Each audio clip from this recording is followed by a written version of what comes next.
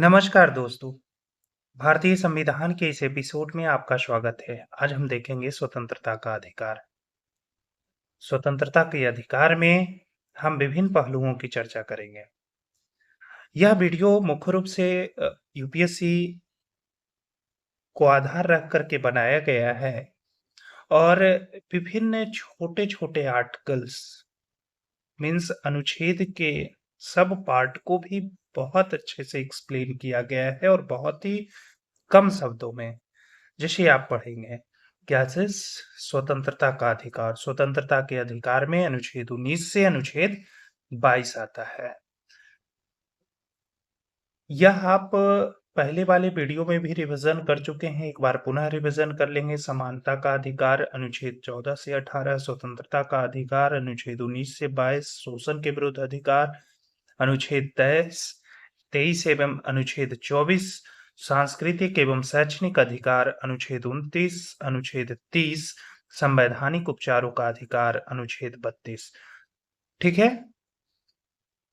अनुच्छेद 19 में आप देखेंगे क्या कि अनुच्छेद 19 एक ए, 19 एक बी, 19 एक सी, 19 एक डी, 19 एक ई, 19 एक एफ, यानी 1 2 3 4 5 6 टोटल 6, यानी अनुच्छेद 19 का सब पार्ट कितना है? 6। अनुच्छेद 19 यह सिर्फ नागरिकों को ही प्राप्त है। अनुच्छेद 19 क्या है? यह सिर्फ नागरिकों को ही प्राप्त है। अनुच्छेद 19 में 6 लोकतांत्रिक स्वतंत्रताएं दी गई है। अनुच्छेद 19 में क्या किया है? 6 लोकतांत्रिक स्वतंत्रताएं दी गई है। अनुच्छेद 19 एक ए में वाक एवं अभिव्यक्ति की स्वतंत्रता दी गई है। अनुच्छेद 19 एक में वाक एवं अभिव्यक्ति की स्वतंत्रता का अभिप्राय है कि कोई भी व्यक्ति अपनी बात निडरता तथा किसी भी माध्यम से व्यक्त कर सकता है। कोई भी व्यक्ति अपना बात जो है निडरता तथा किसी भी माध्यम से व्यक्त कर सकता है। अब हम देखेंगे क्या वाक्य एवं अभिव्यक्ति की स्वतंत्रता में के विभिन्न आयाम क्या-क्या हैं। वाक्य एवं अभिव्यक्ति की स्वतंत्रता के विभिन्न आयाम, जिसमें पहला आता है प्रेस की स्वतंत्रता, जानकारी प्राप्त करने का अधिकार, आलोचना का अधिकार तथा अपनी आलोचना का जवाब देने का अधिकार। क्या? प्रेस की स्वतंत्रता, जानकारी प्राप्त करने का अधिकार, आलोचना का अधिकार तथा अपने आलोचना का जवाब देने का अधिकार। उम्मीदवार की पृष्ठभूमि जानने का अधिकार, अपने उम्मीदवार की पृष्ठभूमि जानने का अधिकार, निजी स्थान पर पूरे वर्ष तिरंगा फहराने का अधिकार, निजी स्थान पर पूरे वर्ष तिरंगा फहराने का अधिकार, एक दोषी को अपना बात रखने का अधिकार, एक दोषी को अपना बात रखने का अधिकार, शांत रहने का अधिकार, शांत रहने का अधिकार। अनुच्छेद 19 एक बी में हम देखेंगे क्या? इसके तहत शांतिपूर्ण कार्यों के लिए बिना शस्त्र के एकत्रित होने की स्वतंत्रता दिया गया है। इसके तहत शांतिपूर्ण कार्यों के लिए बिना शस्त्र के एकत्रित होने की स्वतंत्रता 19 एक बी में दिया गया है। 19 एक सी में हम देखेंगे क्या कि इसके तहत संगठन बनाने की स्वतंत्रता दिया गया है। इसके तहत संगठन बनाने की स्वतंत्रता दिया गया है। सर्वोच्च न्यायालय ने यह बताया कि संगठन की स्वतंत्रता का अर्थ न सिर्फ कोई संगठन बनाने की स्वतंत्रता है, परंतु किसी संगठन से जुड़ने या नहीं जुड़ने से भी संबंधित है। किसी संगठन से जुड़ने या नहीं जुड़ने की भी स्वतंत्रता है। मजदूर संघ बनाने का अधिकार इसी स्वतंत्रता का एक भाग है। अनुच्छेद 19 एक सी में, अनुच्छेद 19 एक सी जो है वह राज्य, सैन्य, अर्धसैनिक बलों तथा पुलिस में मजदूर संघों को बनाने पर प्रतिबंध लगा सकता है। राज्य सैन्य, अर्धसैनिक बलों तथा पुलिस में मजदूर संघों को बनाने पर प्रतिबंध लगा सकता है। इन्हें कल्याणकारी संगठन बनाने का अधिकार दिया जा सकता है। अनुच्छेद 19(1)(c) में क्या है? कल्याणकारी संगठन बनाने का अधिकार दिया जा सकता है। अनुच्छेद 19(1)(d) में है, इसके तहत पूरे देश में आवागमन की स्वतंत्रता का अधिकार दिया गया है। 19(1)(d) में क्या है? इसके तहत आवागमन की स्वतंत्रता, आप कहीं भी आ जा सकते हैं भारत के क्षेत्रों में। ठीक है। 19(1)(e) में इसके तहत देश के किसी भाग में निवास करने की स्वतंत्रता का अधिकार है।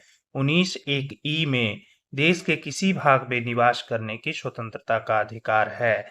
19(1)(d) और 19(1)(e) एक दूसरे से जुड़े हुए हैं। 19(1)(d) और 19(1)(e) एक दूसरे से जुड़ा हुआ है। इन दोनों अधिकारों पर निम्नलिखित कारणों से अंकुश लगाया जा सकता है।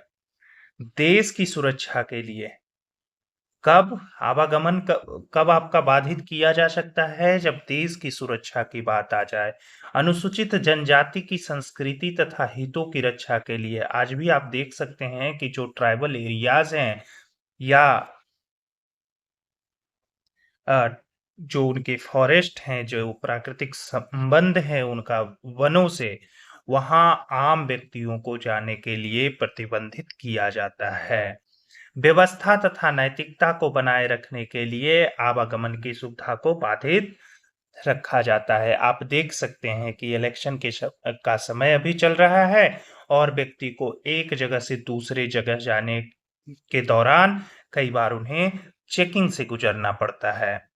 अनुच्छेद 19(1)(f) जो संपत्ति के स्वतंत्रता का अधिकार था, इस 44वें संविधान संशोधन द्वारा हटा दिया गया। कब? 1978 में 19(1)(f) को।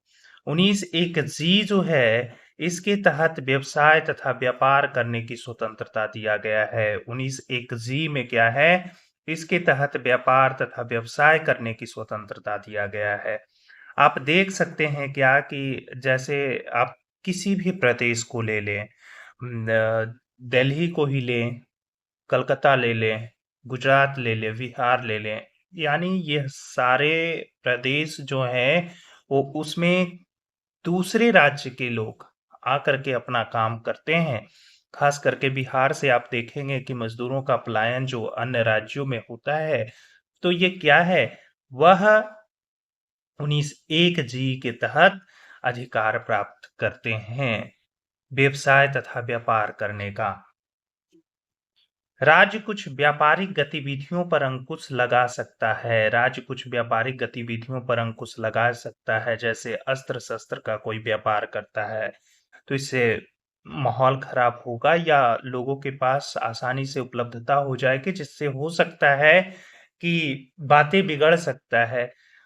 इसीलिए इस पर अंकुश लगाया जाता है। शराब के उत्पादन तथा विक्रय पर, शराब के उत्पादन पर भी आप देख सकते हैं कि बिहार में शराबबंदी चल रहा है। शराबबंदी कितना परसेंट सफल है, यह इस पर मेरा कोई कमेंट नहीं है, लेकिन आप देख सकते हैं क्या कानूनी तौर पर शराब बंद है। राज्य कुछ नौकरियां या व्यवसाय के लिए न्यूनतम योग्यता तय कर सकता है। राज्य क्या है? नौकरियां या व्यवसाय के लिए न्यूनतम योग्यता तय कर सकता है। अनुच्छेद 20 के अंतर्गत 3 प्रकार का सुरक्षा प्रदान किया गया है। आपराधिक कानून को पिछले तारीख से लागू नहीं किया जा सकता है। सपोज दैट किसी ने अपराध आज किया हो और 2 दिन बाद अगर उस कानून में कोई भी परिवर्तन होता है तो उस कानून का लागू उस दिन से होगा, ना कि 2 दिन पहले से किया जाएगा। एक गलती के लिए 2 सजा नहीं दिया जा सकता है। एक गलती के लिए 2 सजा नहीं दिया जा सकता है। किसी व्यक्ति को अपने खिलाफ कथन देने के लिए बाध्य नहीं किया जा सकता है। आप देखते क्या हैं कि पुलिसिंग में कभी-कभी एक आम इंसान को पकड़ कर ले जाया जाता है और उनसे कभी गलत बयान भी लिखवाया जाता है, जो कोर्ट में जाकर के सत्यापित करना होता है। उस परिस्थिति में क्या करता है, आप लोगों को भी एक सलाह दिया जा रहा है कि उस परिस्थिति में अगर किसी व्यक्ति के साथ ऐसा होता है, अगर नहीं वो करते हैं थाने में, तो उन्हें भय दिया जाता है या बहुत प्रकार के टॉर्चर्स किए जाते हैं। उन टॉर्चर से बचने के लिए वह उस वक्त लिख दे और जब सीजीएम कोर्ट में जाए तो वहां नकार दे कि मुझसे जबरदस्ती ये चीज कराया गया था। कहने का अर्थ यह है कि परिस्थिति देख करके स्वयं निर्णय लेने की क्षमता होनी चाहिए। किसी व्यक्ति को अपने खिलाफ कथन देने के लिए बाध्य नहीं किया जा सकता है। अनुच्छेद 21 इस अनुच्छेद के तहत जीवन जीने का अधिकार तथा दैहिक स्वतंत्रता का अधिकार दिया गया है। जीवन जीने का अधिकार तथा दैहिक स्वतंत्रता का अधिकार। अनुच्छेद 21 बाह्य रूप से एक नीरस प्रावधान प्रतीत होता है। बाह्य रूप से क्या है? एक नीरस प्रावधान प्रतीत होता है, परंतु इस अनुच्छेद का सर्वोच्च न्यायालय ने सबसे अधिक महत्व दिया, इसका सबसे अधिक व्याख्या किया है। यह जो जीवन जीने का अधिकार है और दैहिक स्वतंत्रता का अधिकार है, यह बहुत अपने आप में डायनामिक है। इसके अंतर्गत बहुत से अधिकार हैं। दूसरे शब्दों में कुछ ऐसे अधिकार हैं जिन्हें संविधान में नहीं रखा गया है, परंतु उनका उल्लंघन अनुच्छेद 21 का उल्लंघन समझा जाता है। वे अधिकार निम्नलिखित हैं। गरिमापूर्ण जीवन जीने का अधिकार। आप देखते हैं क्या किसी व्यक्ति के बारे में कुछ भी कह देना या कुछ कमेंट कर देना, दोषारोपण करना, यह सब प्रतिबंधित करता है अनुच्छेद 21 के द्वारा। यानी गरिमापूर्ण जीवन जीने का अधिकार है सभी व्यक्ति को भारतीय संविधान के आधार पर। उसके बाद सम्मान का अधिकार। सम्मान का अधिकार सबके पास है। आश्रय का अधिकार। आश्रय का अधिकार भी है।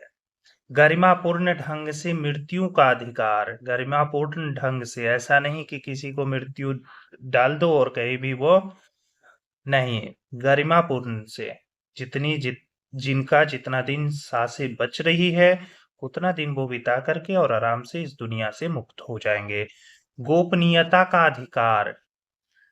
हम बार बार एक दूसरे की बातचीत में यह बात लाते हैं कि गोपनीयता यानी अपने स्ट्रेटजी को थोड़ा सा हिडन रखिए। बेल या जमानत पाने का अधिकार। आप देख सकते हैं क्या चुनावी प्रचार में कुछ लोग अभी पैरोल पर बाहर आए हैं चुनाव प्रचार को प्रमोट करने या अदर प्रमोशन के लिए। तो यह है बेल और जमानत पाने का अधिकार और व्यक्ति को दिया जाता है। यह भारतीय संविधान में वर्णन है जो भारतीय नागरिक को दिया जाता है।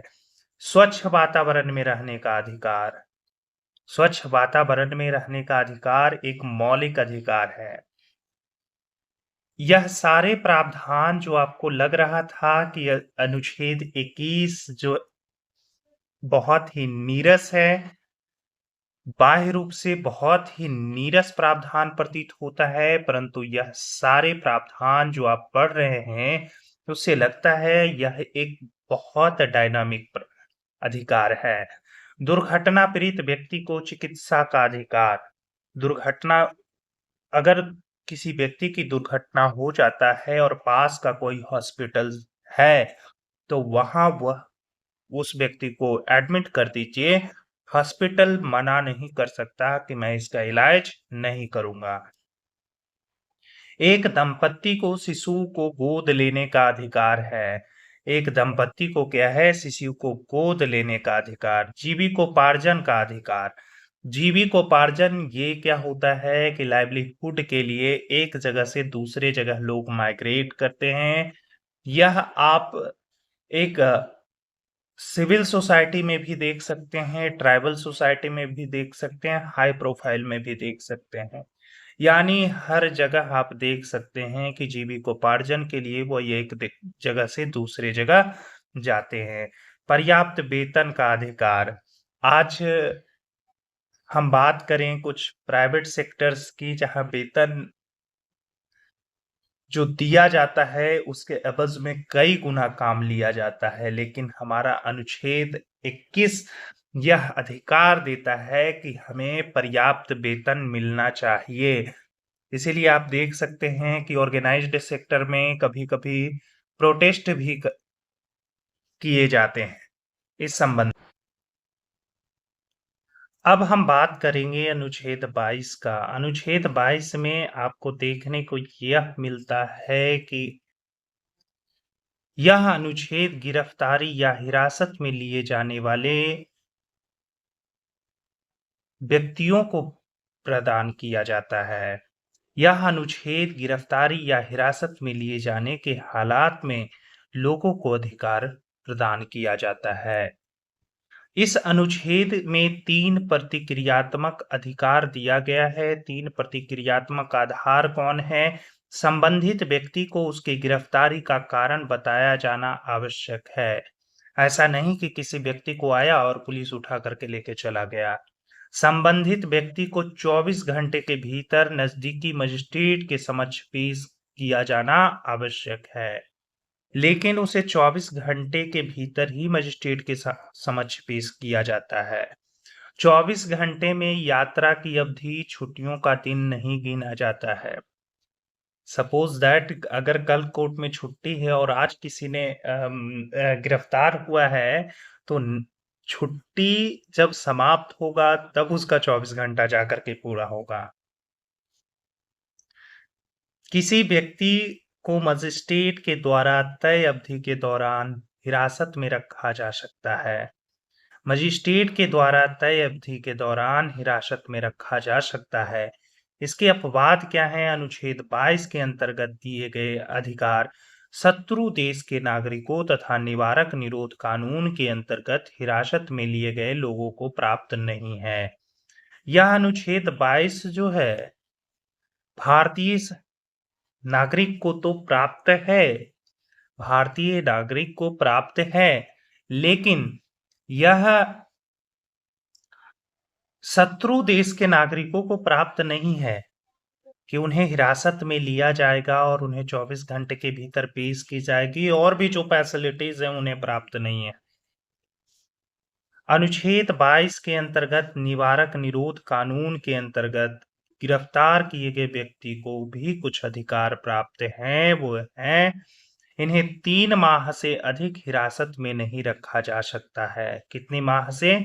3 माह से अधिक। यदि हिरासत की अवधि 3 माह से अधिक बढ़ाना हो, उस स्थिति में एक समिति के सुझाव पर ही बढ़ाया जा सकता है। समिति क्या करेंगे? एक सुझाव पेश करेंगे। उसके बाद बात, इस समिति का अध्यक्षता संबंधित राज्य के उच्च न्यायालय के वकील करते हैं। इस समिति की अध्यक्षता कौन करेंगे? संबंधित राज्य के उच्च न्यायालय के एक वकील की। दोषी को और भी जेल होगा या नहीं? धन्यवाद।